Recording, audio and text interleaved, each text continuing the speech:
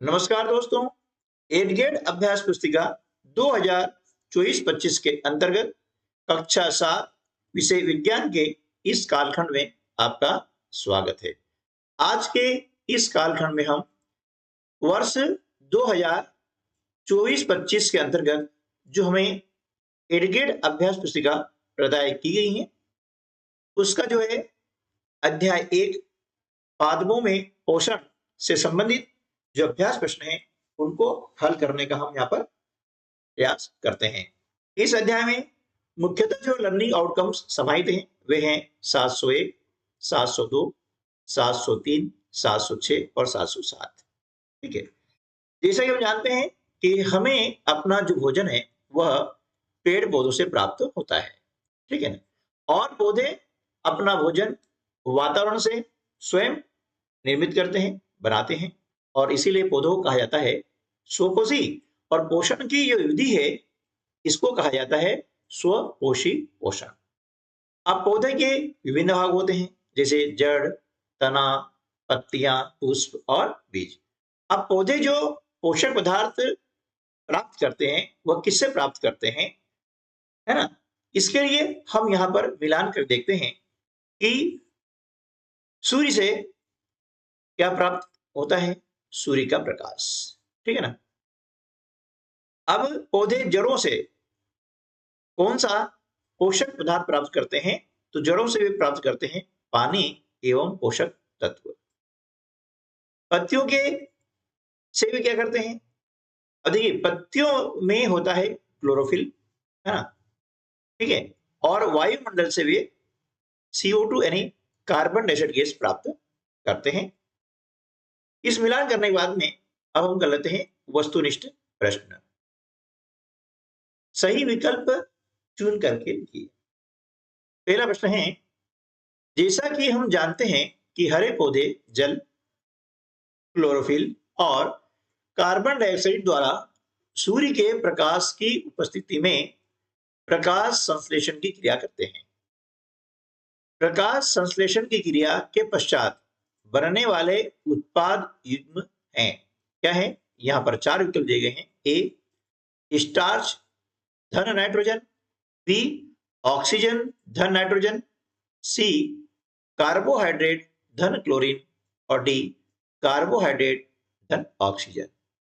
मतलब जो पौधे होते हैं वे जल यानी पानी, क्लोरोफिल, कार्बन डाइऑक्साइड गैस और सूर्य के प्रकाश की उपस्थिति में प्रकाश संश्लेषण क्रिया करते हैं, और इस क्रिया के पश्चात जो उत्पाद युग्म है वे होते हैं कार्बोहाइड्रेट और ऑक्सीजन। तो विकल्प डी जो है इस प्रश्न का सही उत्तर होगा। यहां पर हम लिख देंगे डी, है ना, कार्बोहाइड्रेट और क्या प्राप्त होगा, ऑक्सीजन। प्रश्न 2, बूझो ने टेलीविजन पर एक कार्यक्रम में ऐसा पौधा देखा जिसकी पत्तियां घड़े के आकार में बदल जाती हैं तथा वह पौधा छोटे छोटे कीटों का शिकार करता है। बूझो जानना चाहता है कि वह पौधा कौन सा है। ए बेल का पौधा, बी पीपल का पौधा, सी बरगद का पौधा, डी नेफेंथस यानी घटपर्णी। तो ऐसा पौधा जो छोटे छोटे कीटों का शिकार कर लेता है, फिर भक्षी पौधा होता है ना, और उसकी पत्तियां घड़े आकार की होती है, वो होता है नेफेंथिस यानी घटपर्णी पौधा होता है। तो यहां पर विकल्प डी सही उत्तर है, और यहां उत्तर लिख देंगे डी नेफेंथिस, है ना। इसे घटपर्णी भी कहते हैं और इंग्लिश में कहते हैं फीचर प्लांट, है ना। और इसी प्रकार का एक और पौधा होता है, उसका नाम होता है सनड्यू। अगला प्रश्न है, जल की कमी वाले क्षेत्र के पौधे जैसे नागफनी की पत्तियां कांटों में रूपांतरित हो जाती हैं। ऐसे पौधों में प्रकाश संश्लेषण पौधे के किस भाग द्वारा होता है। ए फूल द्वारा, बी कांटों द्वारा, सी तना द्वारा, डी फल द्वारा। तो ऐसे पौधे जैसे नागफनी है ना, जहां पर जल की कमी होती है, रेगिस्तान में नागफनी जैसे पौधे होते हैं, तो उसकी पत्तियां कांटों में रूपांतरित हो जाती है ना। तो ऐसी स्थिति में क्या होता है कि पौधे तने के द्वारा प्रकाश संश्लेषण क्रिया करते हैं। तो विकल्प सी जो है इस प्रश्न का सही उत्तर होगा। और यहां पर हम देंगे सी, तना द्वारा, यानी प्रकाश संश्लेषण क्रिया तना द्वारा जो है संपन्न होती है। अगला प्रश्न है, रेगिस्तान में पाए जाने वाला ऐसा पौधा जिसकी छाल दवा के रूप में काम आती है और उसकी लकड़ी में कीड़ा भी नहीं लगता है, इस पेड़ की फलियों की सब्जी बनाई जाती है। चार विकल्प दिए हैं, ए नागफनी, बी खेजड़ी, सी बबूल, डी मदार। तीन में से सही उत्तर है बी खेजड़ी। तो यहां पर हम लिख देंगे, है ना, उत्तर में बी खेजड़ी। यानी रेगिस्तान का ऐसा पौधा होता है ये जिसकी छाल दवा के रूप में काम आती है और इसकी लकड़ी में कीड़ा भी नहीं लगता है और इसके जो फलियां होती है इसकी उसकी सब्जी बनाई जाती है। अगला प्रश्न है कि मैं एक पाइप जैसी संरचना हूं और विशेष कोशिकाओं से बनी हूं। मेरा मुख्य कार्य पादपों में मृदा से जल और पोषक तत्वों का परिवहन करना है। बताओ मैं कौन हूं? ए फ्लोएम, बी जाइलम, सी रंध्र और डी मूलरोग। तो देखिए पाइप जैसी संरचना होती है और विशेष कोशिकाओं से जो बनती है ना, उसे हम कहते हैं जाइलम। जाइलम के द्वारा पौधे जो हैं, है ना, भूमि से जल और पोषक तत्व ग्रहण करते हैं।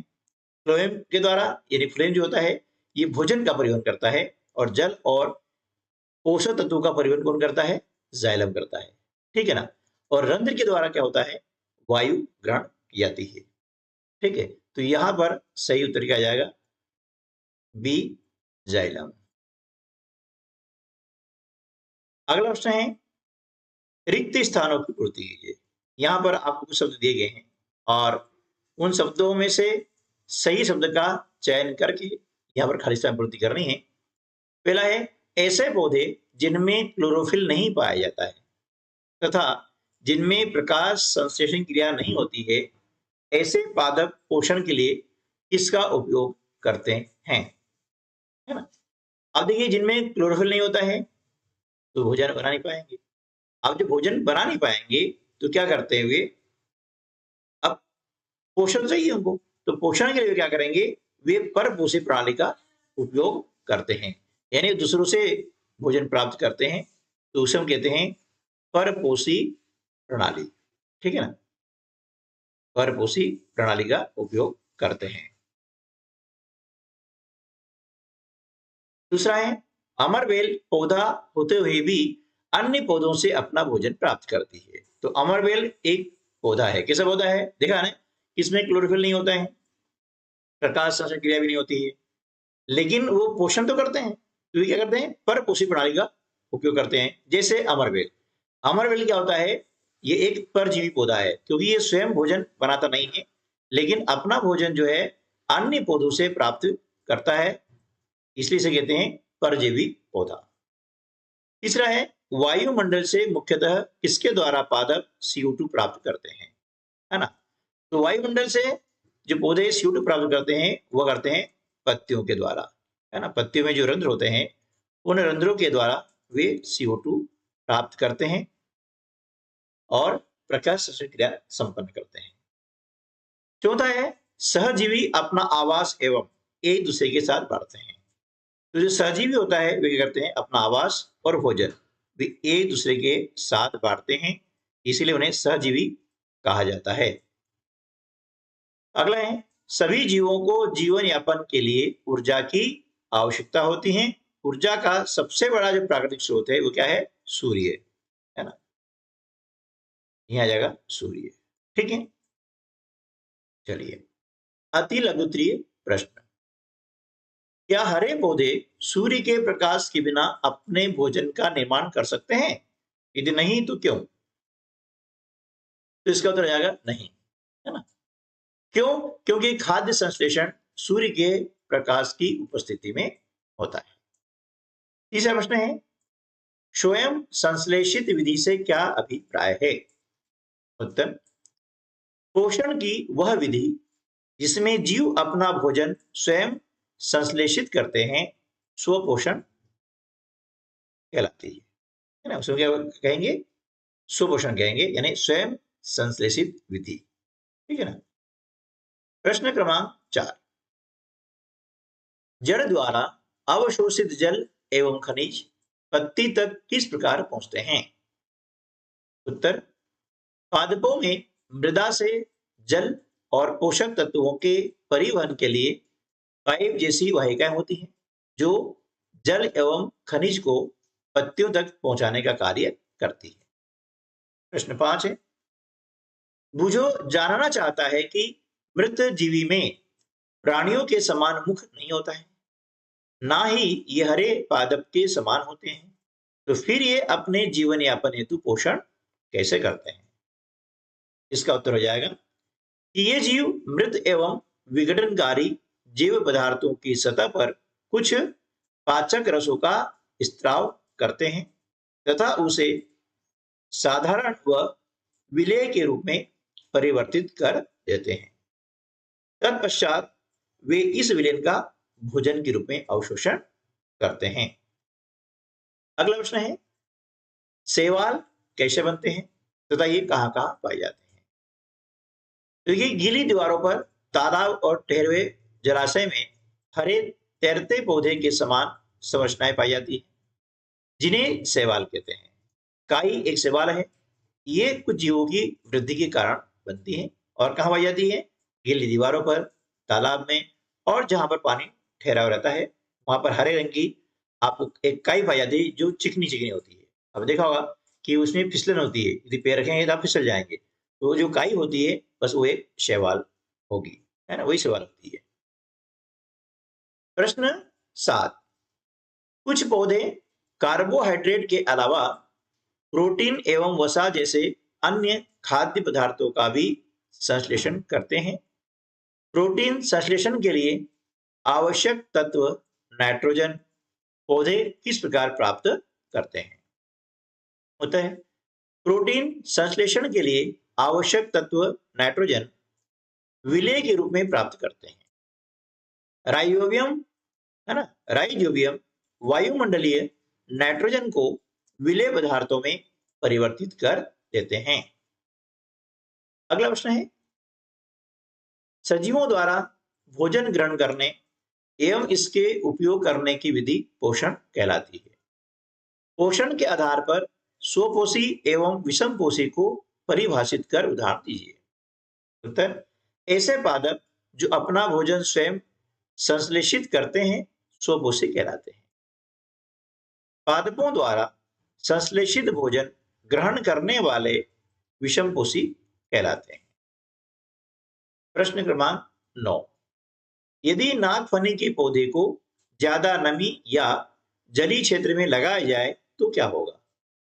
उत्तर, नागफनी के पौधे को ज्यादा नमी या जलीय क्षेत्र में लगाया जाए तो जीवित नहीं रह सकेगा।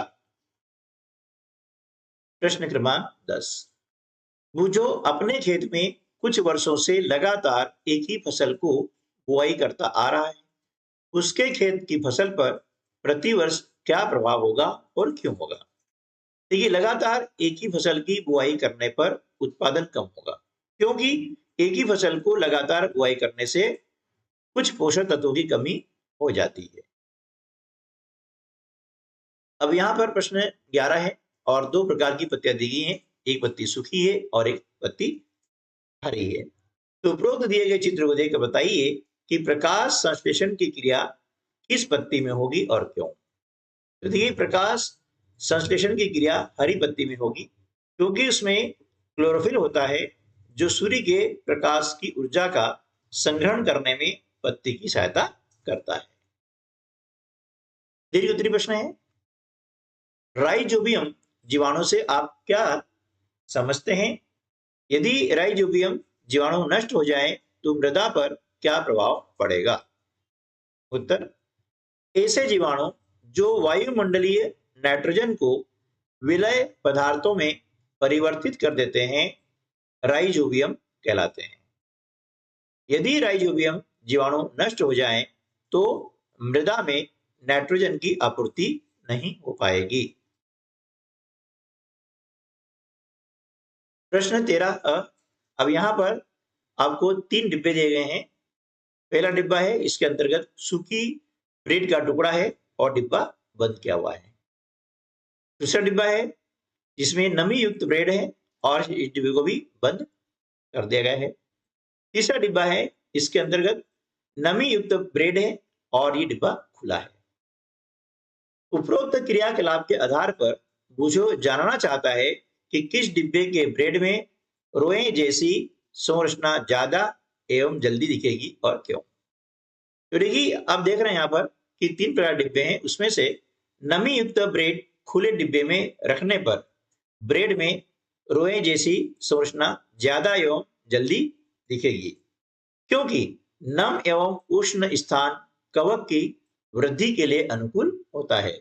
इसी डिब्बा आप देख रहे हैं, इसमें क्या है, नमी युक्त ब्रेड है और साथ में ये खुला है। इससे क्या है, ये गर्म भी हो रही है, इसमें यानी वातावरण का जो गर्माहट है उसे मिल रही है।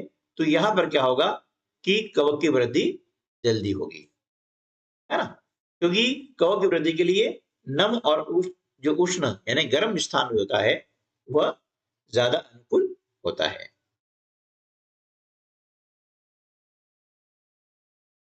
प्रकाश संश्लेषण की क्रिया न होने से मानव जीवन पर क्या प्रभाव पड़ेगा। उत्तर है, प्रकाश संश्लेषण न होने की स्थिति में खाद्य उपलब्ध नहीं होगा। सभी जीवों का अस्तित्व प्रत्यक्ष या परोक्ष रूप से पादपों द्वारा निर्मित भोजन पर निर्भर करता है। इसके अतिरिक्त सभी जीवों के लिए परम आवश्यक ऑक्सीजन भी प्रकाश संश्लेषण के दौरान निर्मित होती है।